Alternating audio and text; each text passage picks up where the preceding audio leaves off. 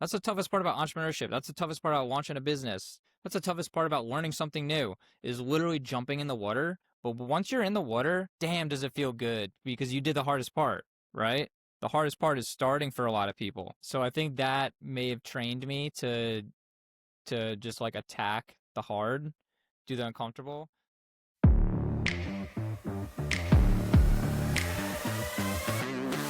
Welcome to the Growth Mavericks podcast, where we know that entrepreneurship isn't just about strategy, it's about stamina. It's about disrupting your default and getting comfortable being uncomfortable so you don't burn out before you break through. I'm your host, Adam Callanan. Let's get to work. Our conversation today is with Joe and Drew from SmearCase. They did the typical scratch your own itch founder story, solving their own problem, which was marathon training and wanting an ice cream like snack that was high in protein, and created their own version of that was a frozen cottage cheese. And they have done very well in the Northeast by launching in a very atypical way, at least how most consumer brands get moving. And that is entirely without direct consumer, going first just to retail. Now, through the conversation, we'll see this makes sense because shipping frozen things around is expensive and difficult and creates this weird user experience. But they seem to have figured that out in a way that is quite unique. Part of that you will see comes in this sort of yin and yang balance of founders that Joe and Drew have, which is great. That was what Matt and I experienced at Bottle Keeper. We sort of had one aggressive, one conservative, and where you meet in the middle tends to be the best, smartest place to be. So they appear to be doing that really well. There are a lot of learnings in here around the dealing with scrappy organic content and how they use things like, ASMR videos for frozen cottage cheese in a way that has created some really organic user experiences that have done really well and had some viral moments. So a lot of fun, a lot of tactical, and we even got a little bit of Porsche sprinkled in there at the end for fun. So I hope you enjoy this conversation with Joe and Drew from SmearCase. Thanks for having us, Adam. It's good to be here. How the hell did you guys come up with a frozen cottage cheese? I've been digging around. Yeah, FroCo as a trademark term. I think that's epic, by the way. Thank you. Yeah, it's geez, I never thought I would have been an ice cream man at this point in my life. But 2 years ago, I was training for a marathon, was craving ice cream on a hot summer New York day in the concrete jungle. And, during marathon training, I was really looking to really nail down my diet, eat clean, refuel properly, just like perform my best. And it's all about ingredients, right? So I was really prioritizing protein, and on a hot summer day wanted ice cream, but wanted some sort of nutritional value. Could not believe I couldn't find a high protein ice cream since ice cream is made from dairy. Dairy is a good source of protein. And so, disappointed. I go home. I scrapped ice cream. I went to my go-to healthy dessert, which was cottage cheese, honey, and blueberries. And that's when I realized, like, wow, cottage cheese is just not as fun as eating ice cream.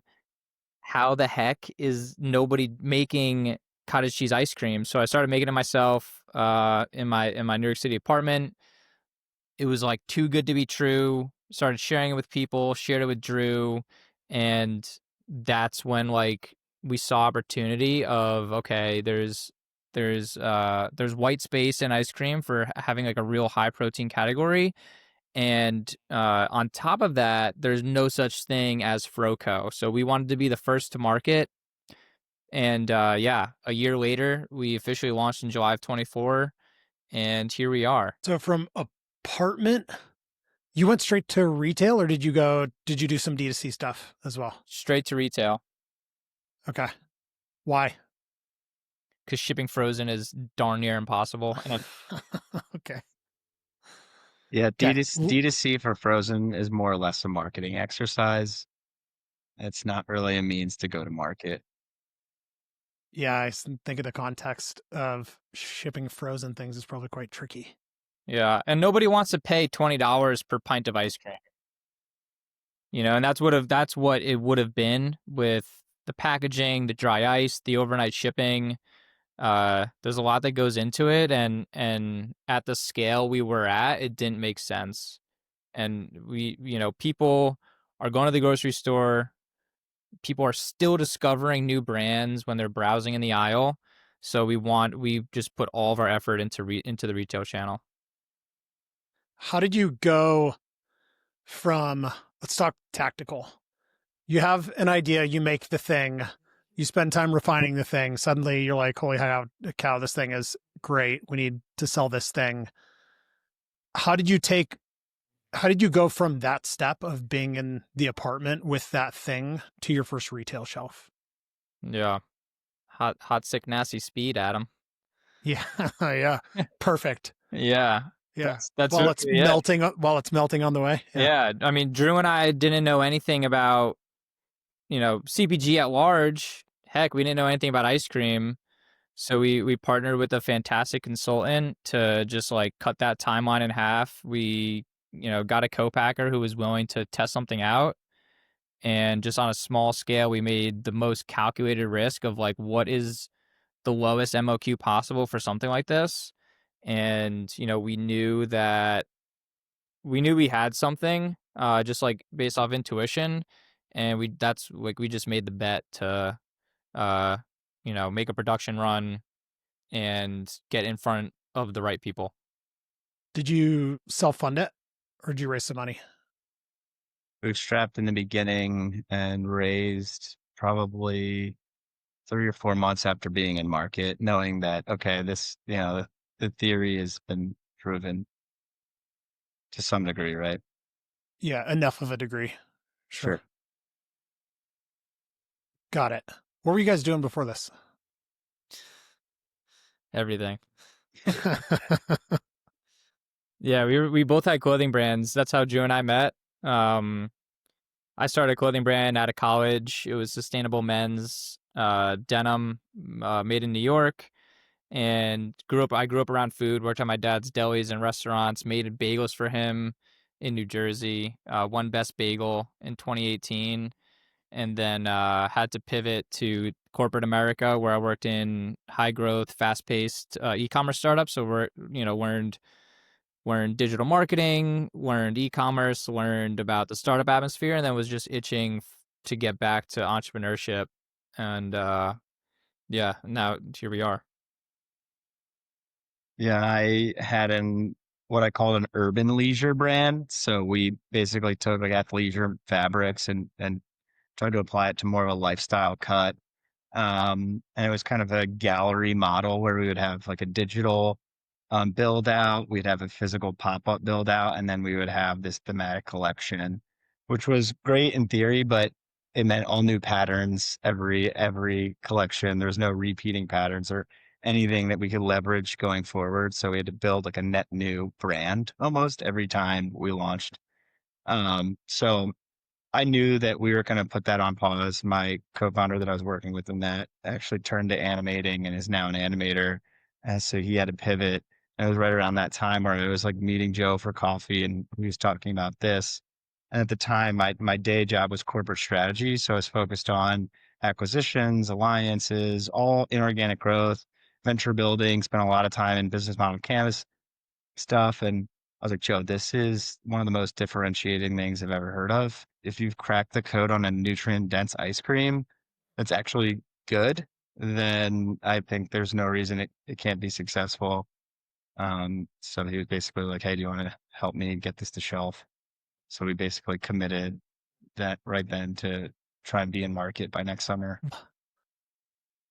I would imagine you guys probably get hit up. I mean, when in my bottle keeper days, I got hit up constantly from people trying to start e-commerce businesses that wanted guidance on, like, they want a 15-minute conversation of distilling 5 years worth of experience. So I'm going to do that to you right now.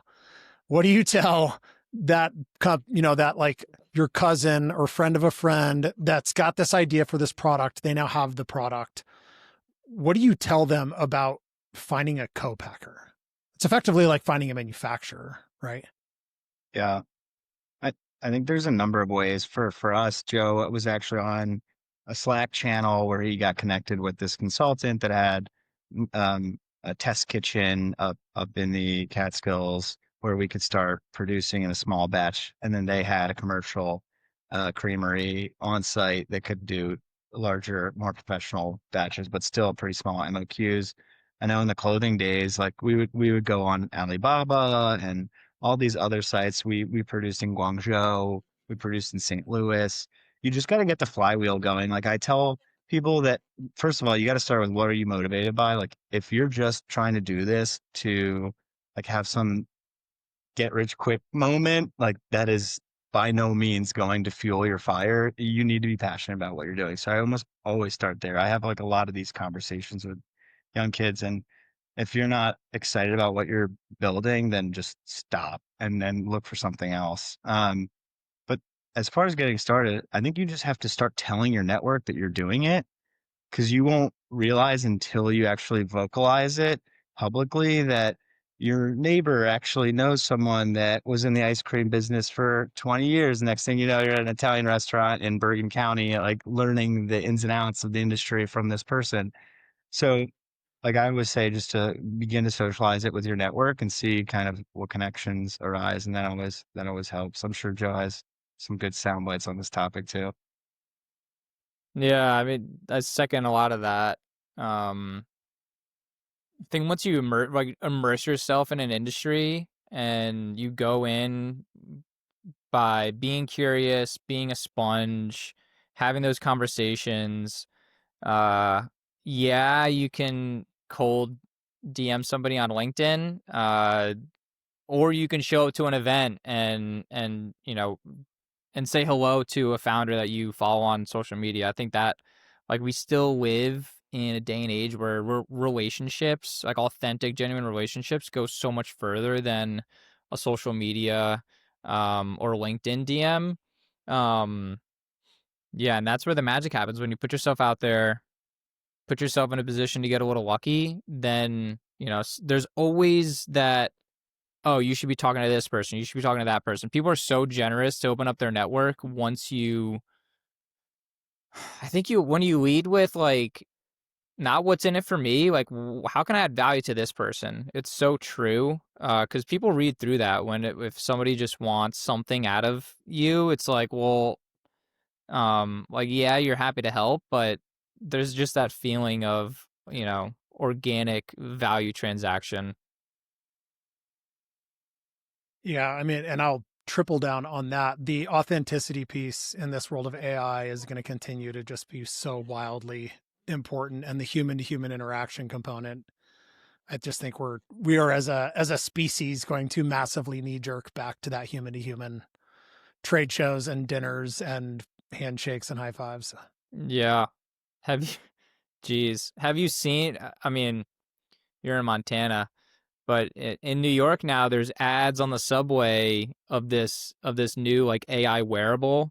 It's called Friend. It's like this necklace that you can literally talk to, and yeah, it made me sad to say the least. I mean, oh man, The AI rabbit haven't hole. I was, We're going I was down it. yeah. Here we go. We're I in feel like there's CPT for a reason, and that's not to talk about AI. yeah, my gosh, I feel like there's been some movies made about this and they didn't go well. Yeah. Right. Yeah, I think there's a lot of amazing things that come from it, but Sure. human to human is a huge thing. So, do you have e-com business? Like, can I go on SmearCase? Is it SmearCase.com, or do you call it FroCo? I know FroCo is a trademark that you have in the brand, but SmearCase.com.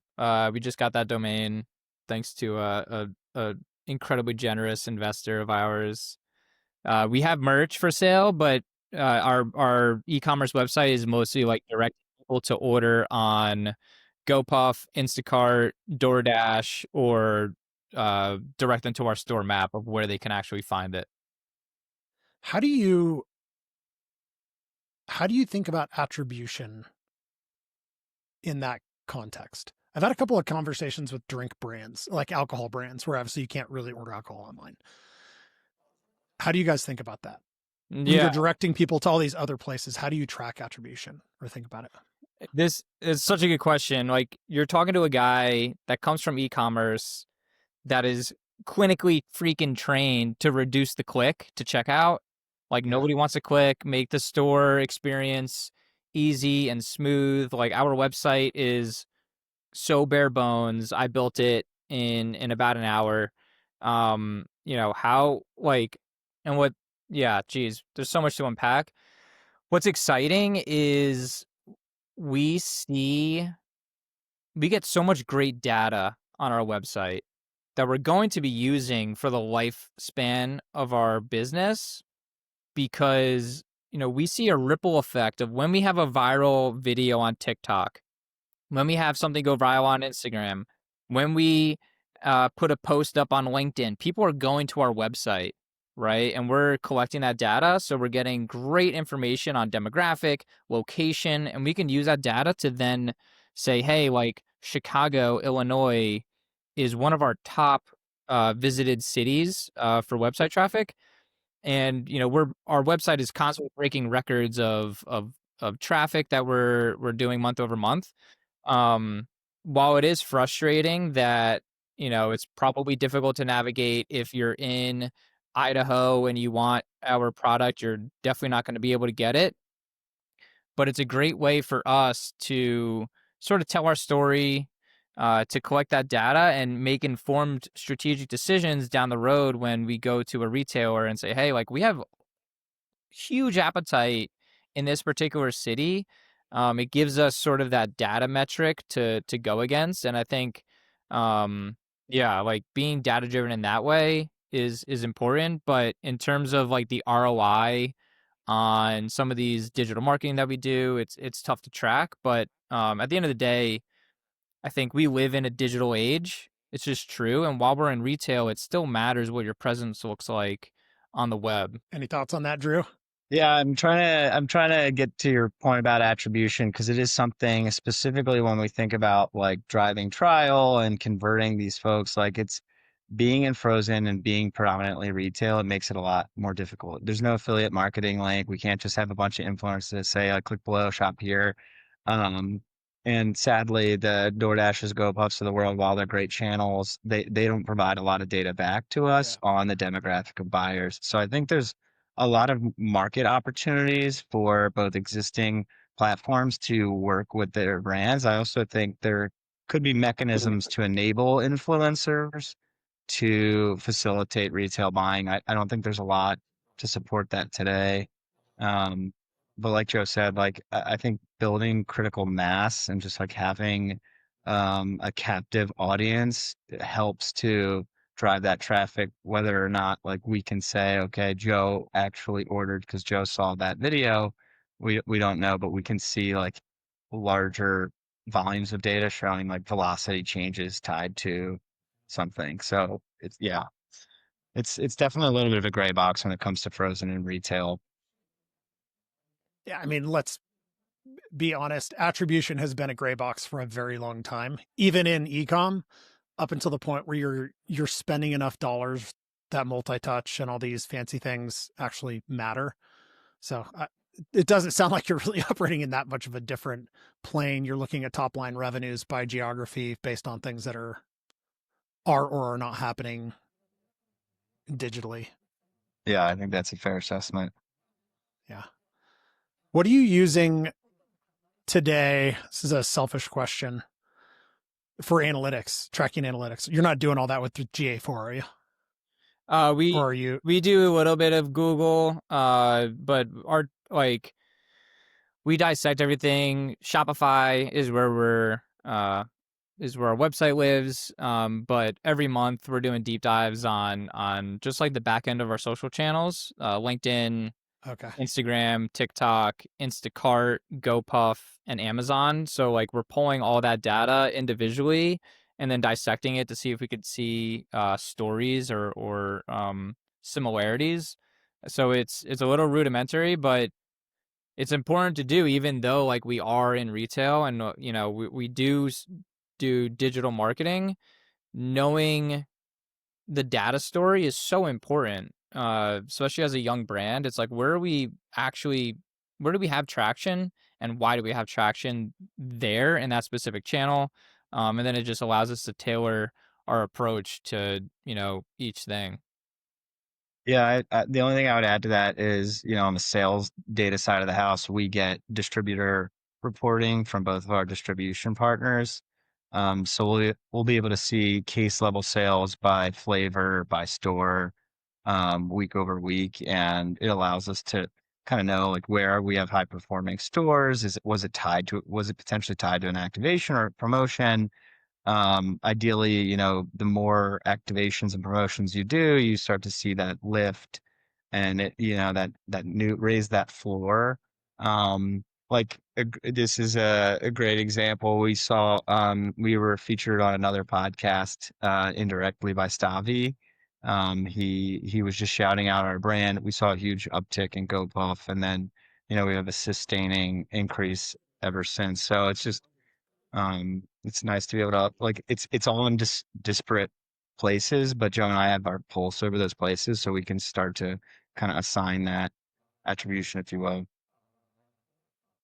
Have you picked up, talking about, you know, virality and the social things that you're doing, have you picked up a theme for your brand on what has a tendency to make something, like, what is that viral component? Yeah, it's funny. Like the most uh, the most produced or thought about sort of piece of content typically performs the worst. And I think people just, I don't know, there's no rhyme or reason. For us, we've had a lot of success with like ASMR manufacturing videos of our ice cream being made. It's something that people don't really get to see a lot of.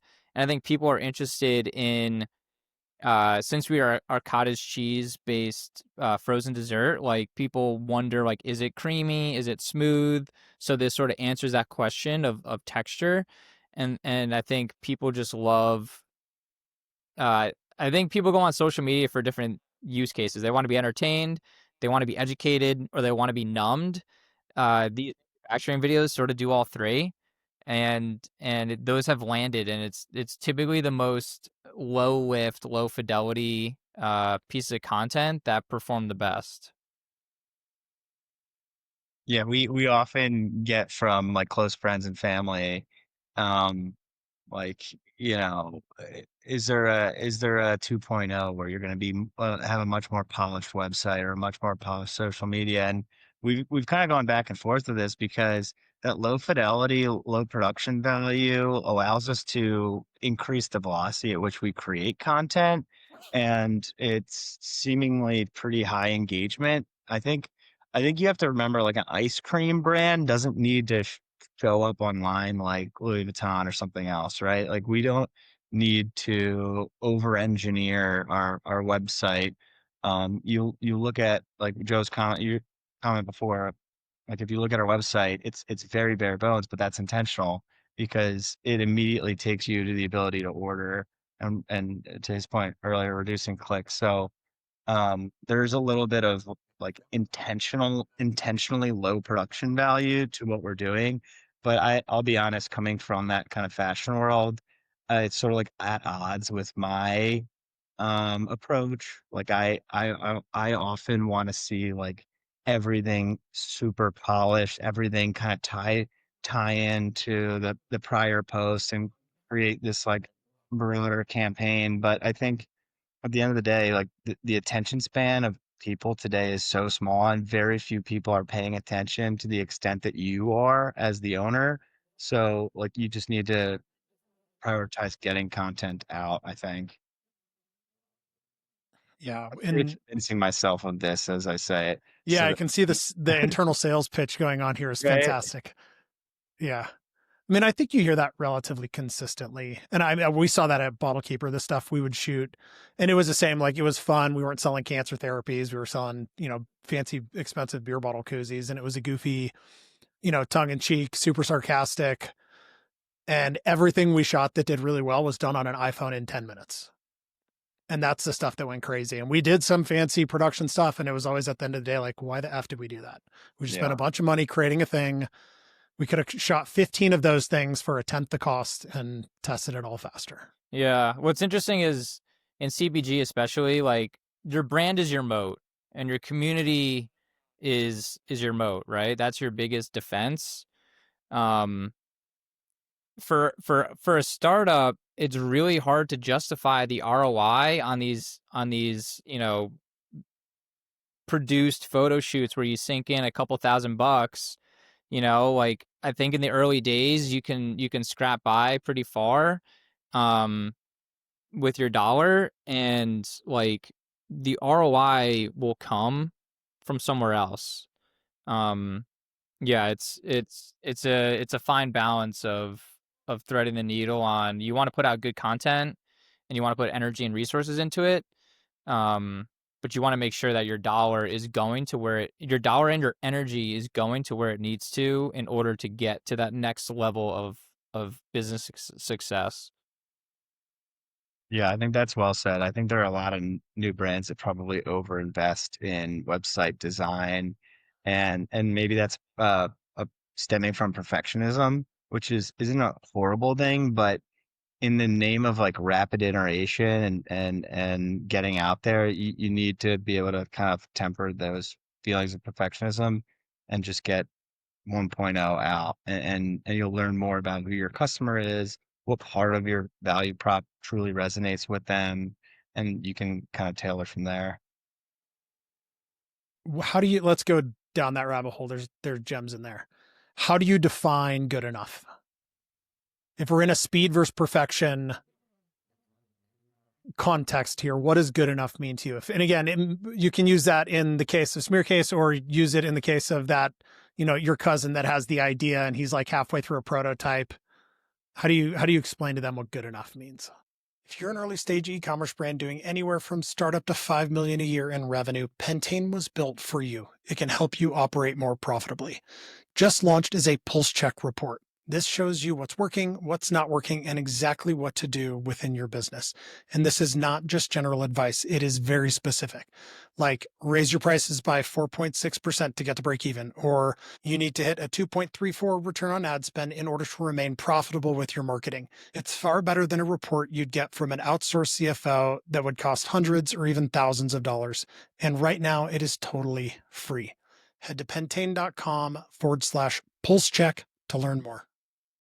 I'll let Joe go first. I have a little bit of a mental model, but Good enough is like, shit, man, you got that idea. I will never be the one to say, oh, I wish I could have done that.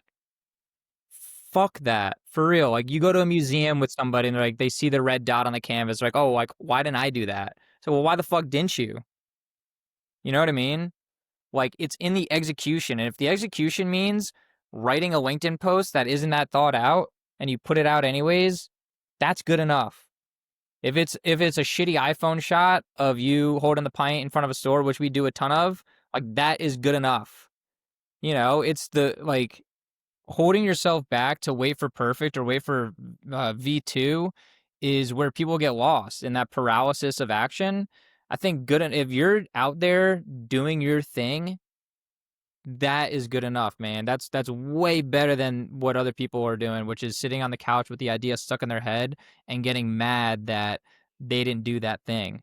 So that, I'm just passionate about that. You know, quick send, and share your artwork. You know, at the end of the day, like, what we're doing is a form of our artwork, and artwork, I think, is meant to be shared. Let perfection get in the way of progress. So yeah, Drew, how do you look at that? like I said, I'm wired way differently. Like, I'll give you, for example, quick side plot here. I went to Leon Bridges and Charlie Crockett Forest Hills last week, and I felt moved by the concert, so I wrote a 500 word critique, if you will, more of a journal entry than a critique. And I was telling someone about it, and like, you should really post that on Substack. And just the thought of posting this long form content out into the world forever. Now I'm, well, I need to get to V2, V3. I need to, get my brother-in-law's opinion. He likes these artists. I need to, so I'm like, not only do I want it to be better, but I want people to speak into it. And Joe is wired the complete opposite. He's like always shipping 1.0 and just getting it out there. And I think we have a lot of talk about attribution. I think a lot of our success as a brand is attributed to Joe's working style in that regard. And I've tried to be a lot more like that as I approach my own work. And it's not to say don't be collaborative, or don't be perfectionist, but it's being able to know that for every day you wait to do that thing, it like loses its efficacy. Like that article, if I posted that on Substack the night I wrote it, it probably could have gotten circulated or reviews. Not that that was the intent, but now if I post it this week, it's sort of stale. They're already in Oklahoma touring somewhere else. It's irrelevant. Um, but I think a decent mental model, like, is probably let the lifespan of the artifact itself and the cost. Like a post is free and it lives forever, but in the sphere of the news cycle, it's going to be gone in a few days. So post V1 and get it out there. If it's designing like our custom cooler for a trade show that we know is a few $100 and it's going to be at every trade show for the next 3 years, I think, I'm glad we went to version 2, 3 on that, because every iteration Joe and I went back on that. The final cooler was way, way cooler than cooler number 1. So I think just looking at that, the shelf life of the asset itself and like the spend, I think as those increase, the time and attention should increase. Yeah. Yeah, I appreciate that, Drew. I think like as you are shipping that V1, like every single time you do it, you're gonna learn. So it's that like that first time is gonna be way worse than your 10th, 20th, 30th, 40th, 50th, right? So I think it's important to share fast so you can iterate fast and you can get feedback fast, right? You can see what's working, what's not working. In like, say if there was a post that we ended up didn't putting out, like how, like by us not sharing something, it's we miss that opportunity to learn and get data and get feedback, see uh how our audience reacts to it, right? I think in the early days we had a thesis of who our target customer was, and we acted on that, and we really niched down and spoke to them. But by sharing that, we eventually found a secondary customer that now we're like, wow, like we wouldn't have known if we had not shared the V1 of what we're working on, right? So yeah, you're always going to sharpen the knife the more you stab it, which is counterintuitive, but it it's just the truth. Do you think there is value in the balance or the in between where you both sit? Like, Joe, do you find yourself coming more towards center on that, like super aggressive, get it out now immediately, fuck it or else thing, or are you pretty hard and fast on on the aggressive line? I think that's what makes us successful, is that there is that balance. Um, I'm always looking for ways to grow and better myself, but I think, yeah, I don't know. I think for where we are now, I think the mentality, like we're only a year old. You know what I mean? Our hype is way bigger than our actual footprint and stage. So I think we have maturing and catching up to do, and like we can grow into X. Um, yeah. What? Am I getting more to center? I don't know. I have no idea. I think the collective, like, as a collective, we are, like we in this very room, we had a founders day a couple weeks ago where we just took a look at ourselves and how we're carrying ourselves and the value that we're contributing and our working styles, just to get more aligned. Joe said, I think I'm a move fast and break shit guy, and I think you're a think through it guy. And we both, and on my page, we each had our own little pages. I more or less said the same thing, and we're like, well, does anything need to change about that? And we both kind of said no. The equilibrium is us being together, so we don't need to evolve individually so much as making sure that both voices are contributing to the strategy. And I think, yeah, like I said before, I don't think we would be as far along in our journey had we not had Joe's persona in the room. But maybe there are, like, you can't, there's no, I used to do enterprise risk management for 6 years. It's really hard to measure return on risk. It's hard to measure not effing up, but I think having that other perspective in the room helps you avoid pitfalls that could create problems down the road. So I think if you're a founder and you're looking for more support, like definitely everyone says like fill the skills gaps, but I think filling the risk tolerance gap is something that's not really discussed. It's worth talking to that like trepidatious person and then having that same conversation with the jump in, head first person and kind of see where they say, and we have, in the rant here, we had this conversation about retailer expansion. We have the opportunity to be in probably more than 2,000 doors by March, which would 20x our store count nearly. And we're talking to one advisor and they're like, what's the bigger risk, if you do it or if you don't? And they're more so like leaning towards, small, calculated, don't get ahead of your skis. And then we talk to another advisor and they're like, do you believe in your brand or not? Is your sourcing in order? Is your capital in order? Is this the right retail channel? If it's yes, yes, and yes, then what are you waiting for? Like, this is the opportunity to do it. So it's just like good to get both of those perspectives and then kind of use our professional judgment to say, okay, this is what we want to do. Like it is a yes, yes, and yes. So therefore we will, go forward. Yeah. I think if it doesn't make you a little bit uncomfortable, it's probably not worth spending. That's cool though. So in Bottle Keeper, my partner was my cousin and I was super aggressive and he was super conservative. And it was a beautiful balance of meeting in the middle where I could name 100 times where we were arguing about some shit and we ended up in the middle of it, which was the right place to be. It was hard. I mean, it wasn't always pretty, but I think having two founders that think the same way is worthless. You might as well just have one, but just do it on your own. Yeah, I think to sum it up in one sentence is when we made the decision to go for it is like we wanted to be first, but we wanted to do it the right way. Right? That is literally the yin and yang of our relationship is like we have to go as fast as possible, but it needs to be done in a way that makes sense. And that got us to where we are. Yeah, that's really cool. There's a big perception as reality thing going on here as well, given the fact that you're claiming the footprint, the digital footprint feels bigger than the physical footprint. And there's so much beauty to that. I mean, it's so much more difficult to create that than the opposite. So well done. That's really cool. Yeah, we're pretty darn fortunate, honestly. It is a huge, massive blessing that people have recognized it and have seen the value in it and have taken what we built and added to their conversation, and there's an element of virality to what the heck is frozen cottage cheese? You know what I mean? So there's an element of luck at play for sure. Like it'd be ignorant to not recognize that. But it's on us to execute and capitalize on the moment for sure.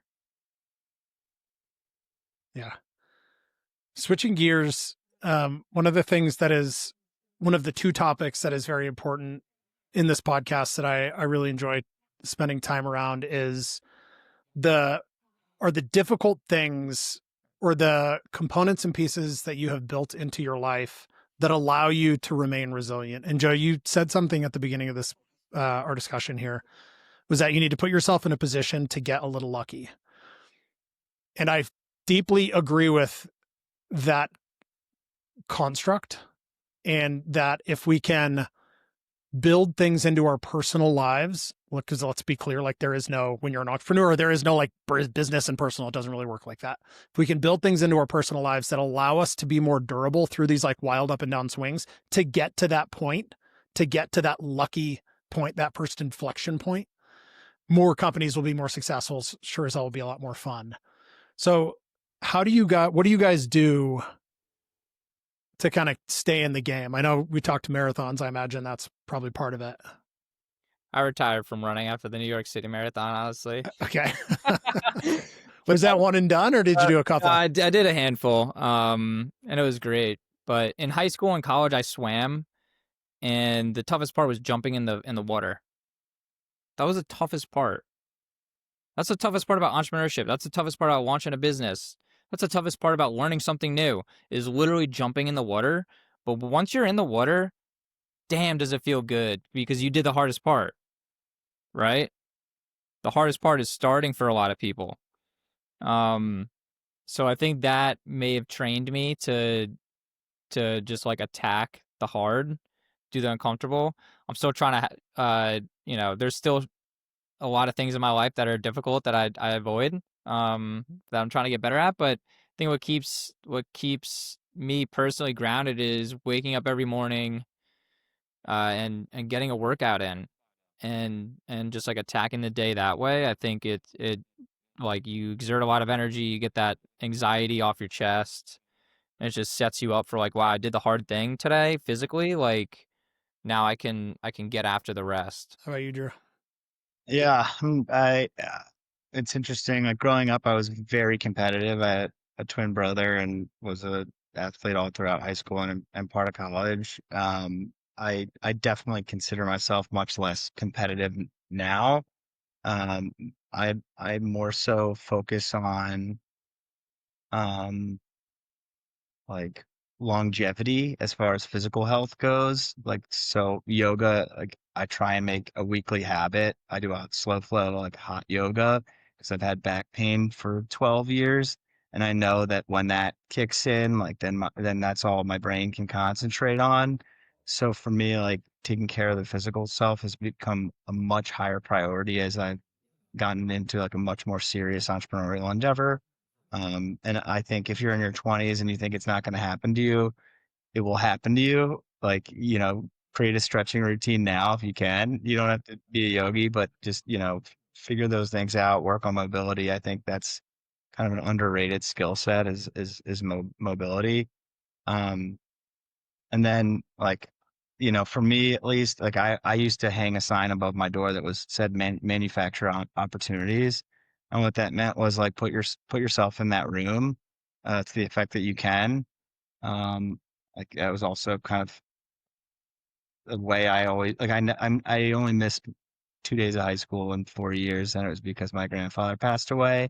Because I never wanted to be playing from a back foot academically or from sports. Like I missed the drill and wrestling practice to learn how to do that move.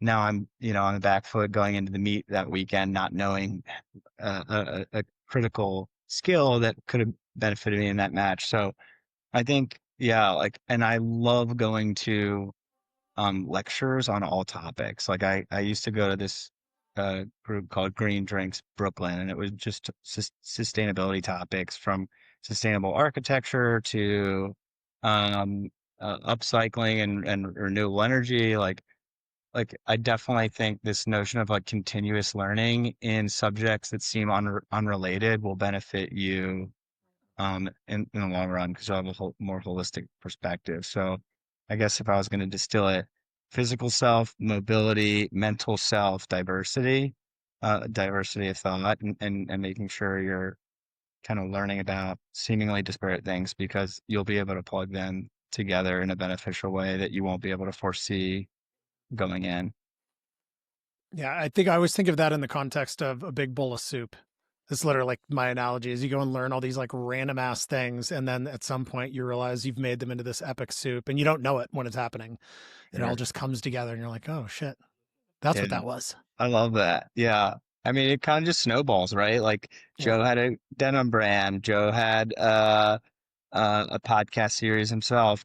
All these entrepreneurial things that he had done. I cut hair for high school and college days. I had a clothing brand, and now this. Like Joe always says, like you got to get your reps in, and I think that aligns to the knife actually gets sharper the more you use it in entrepreneurship, which is a novel comment I've never heard, Joe. So I feel like I like that one a lot. I wrote that down. I'm going to keep thinking about that. I think that's how to approach these things. Drew, I have to ask because you have a wall behind you covered in old Porsches, and I am a massive Porsche file. I can see a couple of G bodies up there. Yeah. Yeah, there's one. Yeah. What's the story? Um, oh my God. Well, my grandfather worked for GM. My dad is total car nut. He knows way too much. He's like encyclopedic knowledge. I've always approached it more from like a sensory perspective, like the design and the smells and the sounds. Like I grew up going to car shows every summer with my dad and my brother, and I have a model of a Lamborghini Super Veloce right in front of me. And these are just a couple of Porsches and mostly artists that I appreciate. One guy who renders like a lot of futuristic renditions, another guy who uses like PVC pipe to create like life scale models. And then everyone knows Daniel Arsham. He did his Future Relics campaign where he built like all these kind of eroded artifacts of today. And then the random Rolls Royce was a photo I shot in Midtown East a couple of years ago. I decided to frame. So that's kind of an outlier. But yeah, anything vintage, I have a keen interest in it. I shoot film, I ride a vintage motorcycle, and I love all things old cars. Yeah, we were very much in line there. I've owned a number of old naturally aspirated Porsches. I just sold an 88 930 that I absolutely loved. No and way. bought a 94 Defender 110 that I'm Oh, good for you. That's fixing up in my amazing. garage. Yeah. What color was the 930? It was black. It was a cabriolet, so it was black on tan. I bought that car from the original owner with Wow, 20,000 miles on it. It was epic. that's pretty special. Yeah. Have But you? I went out in the garage one day and my 4-year-old son was standing in the middle of the hood. It's like, Oh no. nope, got to get that out of here. Yeah. Oh my gosh. Yeah, it's gonna be harder to reach the top of the Defender hood. Oh, yeah, he can barely get inside it. It's perfect. Have you seen the Jerry Seinfeld quote? Like the man who dies with the lowest mileage Porsche loses. Oh, it's totally true. Yeah. Yeah. You see that a lot. Yeah, you see do that a lot. see it a These lot. amazing cars that just don't get driven. Yeah. Like, they're moving art. Yeah. Awesome, guys. Where do you want people to find you personally, professionally? We'll put all the links in the show notes and everything. Yeah, right now you can get SmearCase in Whole Foods in the tri-state area, in Sprouts down in Florida. If you're in New York City, it's the most accessible. You get on GoPuff, Instacart, DoorDash. You could even order it on Amazon if you're near a Whole Foods that stocks us. I think, yeah, what's exciting is we've really grown a community of case heads on social media. And Drew and I are excited that, come March of next year, our footprint will be way larger. So our FroCo will be way more accessible. So thank you for being patient. Thank you for following along. Thank you for being excited. It'll definitely be worth the wait. We're confident. We're confident that you're going to love it as soon as you try it. So you can follow us on Instagram at @SmearCase. That's for Instagram and TikTok. You could follow myself on LinkedIn, Joe Rotondo, and that's where I share what the journey's like. Drew, Nothing to add. any special links? Just go to @SmearCase. Yeah. You got to build that community. Well, thanks a ton, guys. This is super fun. Appreciate your time. Best of luck with the continued growth and launch. Super cool what you guys are doing. Thanks, Adam. Thank you. A huge thanks to our guests today. Don't forget, this is powered by Pentane Financial and Advertising Command Center for Consumer Brands. Stop what you're doing, put your phone down, walk away from the computer screen, go outside, get some air, do something hard, push your limits, get uncomfortable, become more durable and more resilient, create the stamina required to get through those entrepreneurial barriers, stay in the game for as long as you can, and we will see you next time.